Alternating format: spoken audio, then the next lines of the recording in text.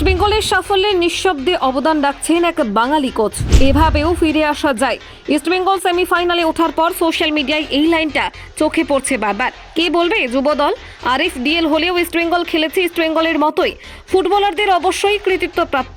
সেই সঙ্গে বলতে হবে দুই প্রশিক্ষকের কথাও, একজন বিনো জর্জ, অন্যজন এক বাঙালি। রিলায়েন্স ফাউন্ডেশন ডেভেলপমেন্ট লিগেই ইস্টবেঙ্গলের ভালো পারফরমেন্সের অন্যতম কারণ অর্চিষ্মান বিশ্বাস।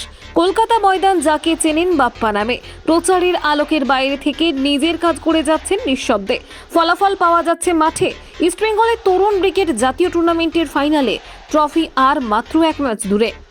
ফুটবলারদের সঙ্গে সুষ্ঠু সম্পর্ক বজায় রেখে কিভাবে পারফরমেন্স বের করে নিয়ে আসতে হয় অর্চিষ্মান সেটা জানেন। প্লেয়ার টু প্লেয়ার কথা বলে শুধরে দেন ছোটখাটো ভুল, বলে দেন কি করলে আরও ভালো হতে পারে। AFC-A ডিপ্লোমা লাইসেন্স প্রাপ্ত অর্চিষ্মান বিশ্বাস বর্তমানে সক্রিয় থাকা বাঙালি কোচের মধ্যে অন্যতম।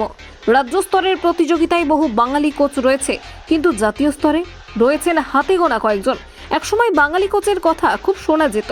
সোনালী দিনের পাতা উল্টালে কত সব নাম, অমল দত্ত, PK ব্যানার্জি, সুভাষ ভৌমিক, মলয় সেনগুপ্ত থেকে শুরু করে সঞ্জয় সেন, শঙ্করলাল চক্রবর্তী।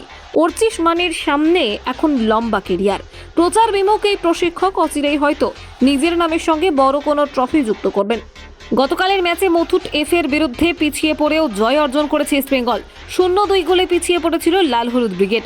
নির্ধারিত সময়ে খেলার ফলাফল ছিল 3-3। পরে পেনাল্টি শুট আউটে ম্যাচ জিতে ফাইনালে চলে যায় ইস্টবেঙ্গল। ফাইনাল ম্যাচে লাল হলুদের প্রতিপক্ষ পাঞ্জাব FC। কলকাতা 24/7.in।